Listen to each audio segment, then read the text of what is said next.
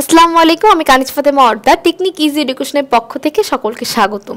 এখন আমরা আজকে যেই টপিকটা নিয়ে আলোচনা করতে যাচ্ছি সেটা হচ্ছে বাক্যের শ্রেণীবিভাগ, অর্থাৎ আমাদের যে বাক্য সেটাকে কয়টা ভাগে ভাগ করা যায় সেটা নিয়ে আমরা আজকে আলোচনা করব।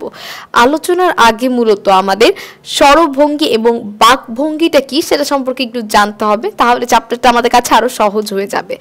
মূলত আমরা তো আমাদের কথা বলার ধরন বা কণ্ঠস্বর দিয়েই বুঝাতে পারি যে আমি এখন কোনো ভালো কথা বলছি, রাগ হয়ে কোনো কথা বলছি, ভালো মন্দ, সুখ দুঃখ বা আবেগ রিলেটেড যে কথাগুলো আছে সেগুলো কিন্তু আমরা আমাদের কণ্ঠস্বরের জোর দিয়ে কণ্ঠস্বর দিয়ে বলা অথবা একটু টেনে বলা বা শব্দটা একটু রেগে বললে আমরা একটু জোরেই বলি কথা। তো এইভাবে কণ্ঠস্বরের ওঠানামার মাধ্যমে বা কাঁপানোর মাধ্যমে আমরা আমাদের বাক্যগুলোকে কিন্তু অনেকগুলো ভাগে ভাগ করতে পারি।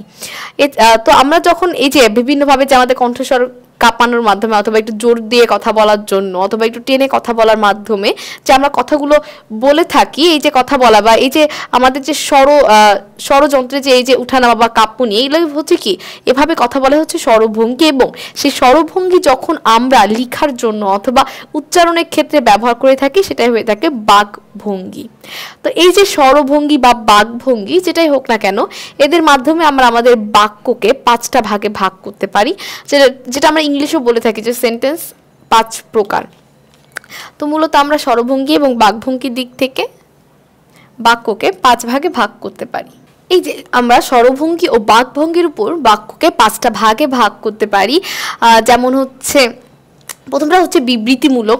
বিবৃতিমূলক কে ইংলিশে অ্যাসার্টিভ বলে, অর্থাৎ আমরা পজিটিভ কথা বা নেগেটিভ কথা অথবা হ্যাঁ সূচক অথবা না সূচক যে বাক্যগুলো বলে থাকি।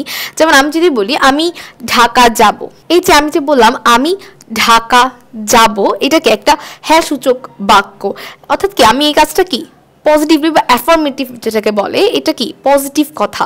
কিন্তু আমি যদি বলতাম আমি ঢাকা যাব না, যদি আমি বলতাম আমি ঢাকা যাব না, সেটা হয়ে যেত কি একটা নেগেটিভ বা না সূচক বাক্য। এই যে হ্যাঁ সূচক বাক্য এবং না সূচক যে বাক্যগুলো আছে এগুলোকে একত্রে বিবৃতিমূলক বাক্য বলে, যেটাকে ইংলিশে অ্যাসার্টিভ বলা হয়ে থাকে। তো এক নাম্বারটা হচ্ছে অ্যাসার্টিভ বা বিবৃতিমূলক বাক্য। দ্বিতীয়টা যেটা হচ্ছে সেটা হচ্ছে প্রশ্নসূচক বাক্য। এই যে প্রশ্নসূচক বাক্য সেটা দ্বারা কি আমরা কখনো যখন কাউকে কোনো প্রশ্ন করি সেই প্রশ্ন করাকেই বলে প্রশ্নসূচক বাক্য, যেটাকে ইংলিশে বলে ইন্টারোগেটিভ। আবার কিছু কিছু বাক্য আছে যে বাক্য দ্বারা আমরা অবাক হওয়া বা বিস্ময় হওয়াকে বুঝাই, সেগুলোকে বলে বিষয়সূচক বাক্য, যেটাকে ইংলিশে বলে এক্সক্ল্যামেটরি। আরেকটা হচ্ছে যেটাকে আমরা ইচ্ছাসূচক বাক্য বলে থাকি, যেমন আমরা যখন কোনো একটা বাক্য দ্বারা নিজেদের ইচ্ছাগুলোকে প্রকাশ করি বা ইচ্ছাকে বুঝিয়ে থাকি সেগুলোকে বলে ইচ্ছাসূচক বাক্য। ইচ্ছাসূচক বাক্যকে ইংলিশে বলে অপটেটিভ।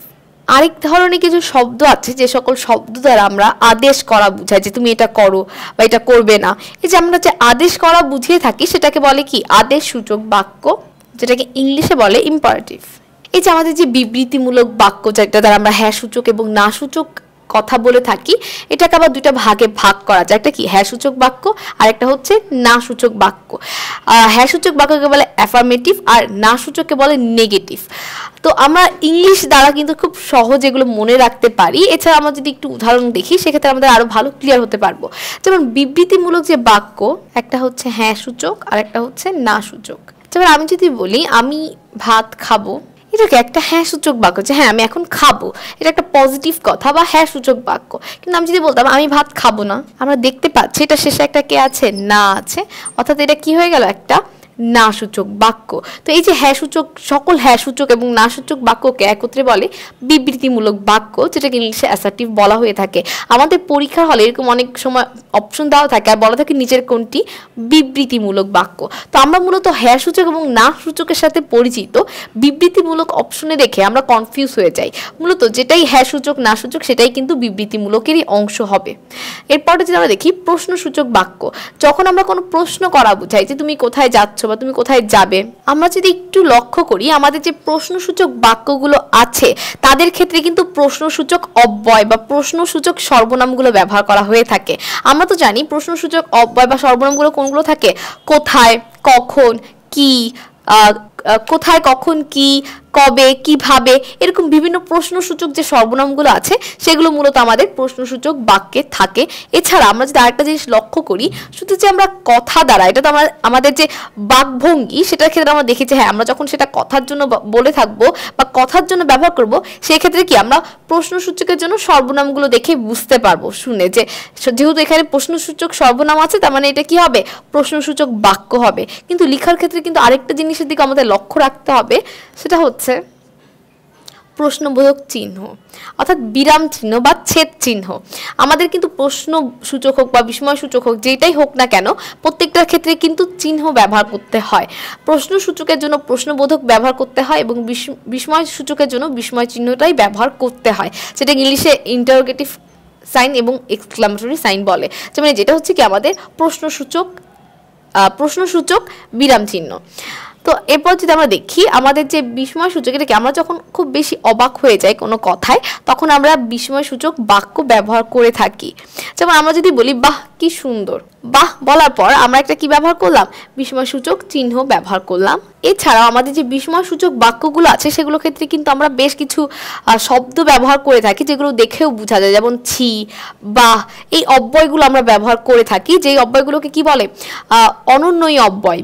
বেশিরভাগ ক্ষেত্রে আমরা বিস্ময়সূচক বাক্যে অনুন্নয়ী অব্যয়টা ব্যবহার করে থাকি, যে অব্যয়টা আমরা পদ প্রকরণের ক্লাসে শিখে এসেছি।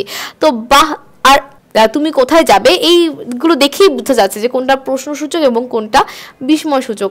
এছাড়া আমরা যদি একটু লক্ষ্য করি, আমাদের কিন্তু বিস্ময়সূচক বাক্যতেও কি অর্থাৎ একটা প্রশ্নসূচক সর্বনাম আছে, কিন্তু এই ক্ষেত্রে আমাদের লক্ষ্য রাখতে হবে কিসের দিকে, চিহ্নের দিকে। এবং মাঝে মধ্যে কিন্তু কথা শুধু চিহ্ন বা আমাদের বিভিন্ন চিহ্ন অথবা সর্বনাম দেখে যে চিনবো তাও কিন্তু না, মাঝে মধ্যে কথা বলার কণ্ঠস্বর দ্বারাও কিন্তু বোঝা যায় যে আমি কি প্রশ্ন করছি নাকি আমি বিস্ময় হচ্ছি বা অবাক হচ্ছি কিনা। তো মাঝে মধ্যে কণ্ঠস্বর শোনার ক্ষেত্রে কণ্ঠস্বর দেখে চিনে ফেলবো এবং বুঝে ফেলবো, এবং বলার ক্ষেত্রে যখন আমরা বলবো তখন কণ্ঠস্বর দ্বারা আমরা বোঝাতে পারবো যে এটা প্রশ্নসূচক না বিস্ময়সূচক। আর লেখার ক্ষেত্রে আমরা যেভাবে লিখবো সেটা হচ্ছে কি, চিহ্ন ব্যবহার করতে হবে, প্রশ্নসূচকের প্রশ্নবোধক এবং বিস্ময়সূচকের বিস্ময়বোধক চিহ্নটা ব্যবহার করতে হবে। এছাড়া আমরা প্রশ্ন করার ক্ষেত্রে প্রশ্নসূচক যে সর্বনামগুলো আছে কি, কোথায়, কখন, এগুলো ব্যবহার করে থাকবো। এরপর যদি আমরা দেখি ইচ্ছাসূচক এবং আদেশ সূচক, এগুলো কি, ইচ্ছা সূচক হচ্ছে আমার যখন কোনো একটা করার ইচ্ছা থাকবে যে হ্যাঁ এটা আমি করব বা এটা আমার করার একটা ইচ্ছা পোষণ করব, সেটা দ্বারা কি ইচ্ছা সূচক বাক্য বলবে।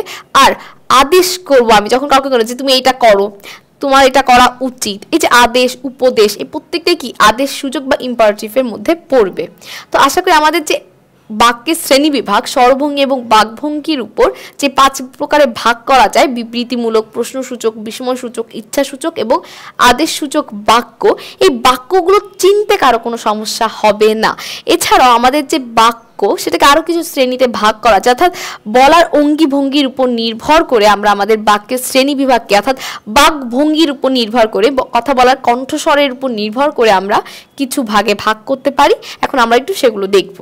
তো আমাদের যে বাক্যের শ্রেণী বিভাগে আমরা যে দেখতে পাচ্ছি যে এটা কি বিভিন্ন ভাগেও ভাগ করা যায়, এই ভাগগুলোকে কিন্তু আমরা কণ্ঠস্বরের উপর নির্ভর করেই বুঝবো যে এটা কি প্রশ্ন বোঝাচ্ছে, এটা কি সাধারণ বিবৃতি বোঝাচ্ছে। যেমন আমরা যদি একটু লক্ষ্য করি, সে আজ যাবে, আমি এর পরের লাইনেও সে আজ যাবে লিখেছি এবং তার পরের লাইনেও, কিন্তু 3টা বাক্য দ্বারা 3 ধরনের বাক্য বোঝানো হচ্ছে, 3 ধরনের বাক্যের শ্রেণী বিভাগে পড়বে। কারণ প্রথম যেটা সাধারণ বিবৃতি তার শেষে আমি কি দিয়েছি, দাড়ি দিয়েছি, দ্বিতীয়টার শেষে দিয়েছি প্রশ্নবোধক এবং 3 নাম্বারটা শেষে দিয়েছি বিস্ময় চিহ্ন। তো এর মানে কি 3 ধরনের বাক্যকে বুঝাচ্ছে। সে আজ যাবে, এটা যখন আমি নর্মাল ভাবে বলবো, কণ্ঠস্বরটা একদম সাধারণ রাখবো, সেক্ষেত্রে এটা কি সাধারণ বিবৃতি। যখন বলবো সে আজ যাবে, অর্থাৎ কথা বলা, কণ্ঠস্বর বা কথা বলার উপর নির্ভর করেই কিন্তু, বাক ভঙ্গির উপর নির্ভর করেই কিন্তু আমরা আমাদের বাক্যকে ভাগে ভাগ করতে পারবো, বিভিন্ন ভাগে। তো বিস্ময় যেটা হবে, সে আজ যাবে, তো এইভাবে অর্থাৎ বাক্যে কণ্ঠস্বরের উপর নির্ভর করে আমরা ভাগ করছি। সে আজ যাবে শেষে যদি দাড়ি থাকে সেটা হবে সাধারণ বিবৃতি, যদি প্রশ্নবোধক থাকে তাহলে হবে জিজ্ঞাসায়, এবং যদি বিস্ময় চিহ্ন থাকে তাহলে বিস্ময় প্রকাশে। এরপরটা যদি আমরা দেখি, আমি তোমাকে দেখে নিব, তো আমি তোমাকে দেখে নিব এটা কিন্তু আমরা সাধারণ কণ্ঠস্বর নিয়ে বলবো না, আমরা আমরা একটু জোরে বা জোর দিয়ে বলার জন্য বলবো, কারণ আমি তোমাকে দেখে নিব এটা তার একটা ক্রোধ বা রাগকে বোঝানো হচ্ছে। সেক্ষেত্রে আমরা কি করবো, একটু জোর দিয়ে কথাটা বলবো যে আমি তোমাকে দেখে নিব। তো এটা কি ক্রোধ প্রকাশে। বড্ড শুকিয়ে গেছিস, সেটা কি সাধারণত আমাদের খালা বা চাচি বা মামি যেটাই হোক না কেন, তারা কিন্তু যখন মাঝে মাঝে দেখে যে কেউ একটু শুকিয়ে গেছে তখন কি বলে, বড্ড শুকিয়ে গেছিস, সেটাই দ্বারা কি একটা আদর বোঝানো হচ্ছে। তারপর বেশ বেশ খুব ভালো হয়েছে, এটা কি একটা আনন্দ প্রকাশ করা হচ্ছে। আহা গাছ থেকে পড়ে পা ভেঙেছে, এটা কি অবশ্যই একটা খারাপ কথা, তাহলে এটা কি পা ভাঙা তার কোনো আনন্দের বিষয় হতে পারে না। তো এটা কি হবে, দুঃখ প্রকাশে। ভালো লাগছে না, এখন এখান থেকে যাও, এটা কি বিরক্তি বুঝাচ্ছে, বিরক্তি প্রকাশে। এরপর যদি আমরা দেখি যাবি কিনা বল, এটা কি একটা, এটা নিয়ে আমরা অনেকে কনফিউজ হয়ে যাই, এটাকে আমরা অনেকে প্রশ্নবোধকই মনে করে থাকি, কিন্তু এটা কি একটা ভীতি প্রদর্শন, অর্থাৎ একটু রাগ করে বা ভয় দেখানোর জন্য বলা যায় যাবি কিনা বল, নাকি মানে খবর করে দিবে এরকম কিছু। তো যাবি কিনা বল আর সে আজ যাবে, দুটো কিন্তু এক না। একটা হচ্ছে প্রশ্ন জিজ্ঞাসার উদ্দেশ্যে, এটা কিন্তু কোনো জিজ্ঞাসার উদ্দেশ্যে বলে নাই যে হ্যাঁ না শুনবে সে। তো যাবি কিনা বলতে বুঝাই যায় এটা কি একটা মানুষকে ভয় দেখানোর জন্য বলা হচ্ছে। এরপর যদি আমরা দেখি ছি ছি তার সঙ্গে পারলে না, এটাকে একটা লজ্জা প্রকাশ, ছি ছি তুমি এটা পারলে না। এর পরের লাইনেও কিন্তু ছি আছে, কিন্তু সেই ছি ছি কিন্তু লজ্জা প্রকাশ, আর এই ছি ছি কি ধিক্কার দেওয়ার জন্য, যে ছি তোমার এই কাজ। অর্থাৎ কাউকে যখন আমরা নিচ করে কোনো কথা বলবো সেটার ক্ষেত্রে। ঘৃণা প্রকাশে যদি আমরা দেখি তুমি এত নিচ, এটাকে এটা ঘৃণা বা খারাপ কিছু বলছি আমরা কারো সম্পর্কে, আমরা একটা খারাপ বা দোষ দিচ্ছি, বিশেষণ হিসেবে আমরা খারাপ বিশেষণটাকে চুজ করছি, তাহলে এটা কি হয়ে যাবে, ঘৃণা প্রকাশে। তো অনুরোধ যেটা দেখবো, কাজটি করে দাও না ভাই, এটা দ্বারা কি একটা অনুরোধ বুঝাচ্ছি আমরা। প্রার্থনা, ঈশ্বর তোমার মঙ্গল করুক, এটা কি আমরা অবশ্যই ঈশ্বরের কাছে যেহেতু কোনো কিছু চাচ্ছি, সেটা অবশ্যই কি হয়ে যাবে, প্রার্থনা হয়ে যাবে, যে আল্লাহ তোমার ভালো করুক, ঈশ্বর তোমার মঙ্গল করুন।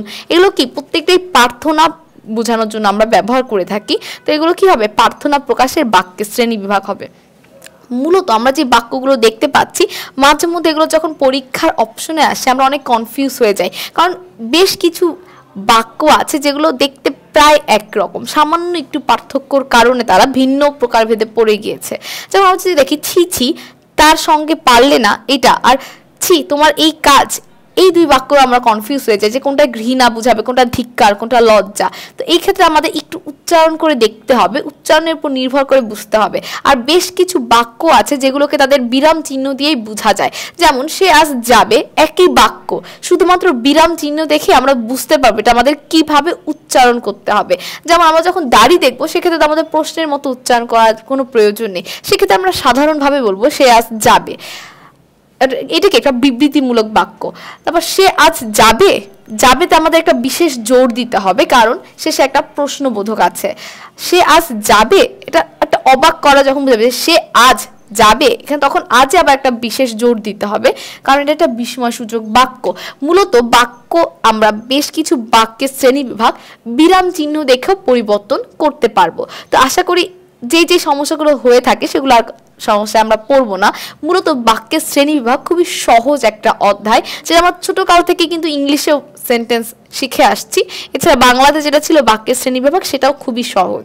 আশা করি যে সমস্যা আমরা একটু পড়ি, যে লজ্জা কোনটা দ্বারা বোঝাচ্ছে, ধিক্কার কোনটা দ্বারা বোঝাচ্ছে, এটা আমরা বেশি বেশি প্র্যাকটিস করলেও আর এই সমস্যাগুলো পড়বো না। তো সবাইকে ধন্যবাদ এতক্ষণ আমাদের সাথে এই পর্বটি দেখার জন্য, এবং পরবর্তী যে পর্বগুলো আছে সেগুলো দেখার আমন্ত্রণ রইল। আসসালামু আলাইকুম, আল্লাহ হাফেজ।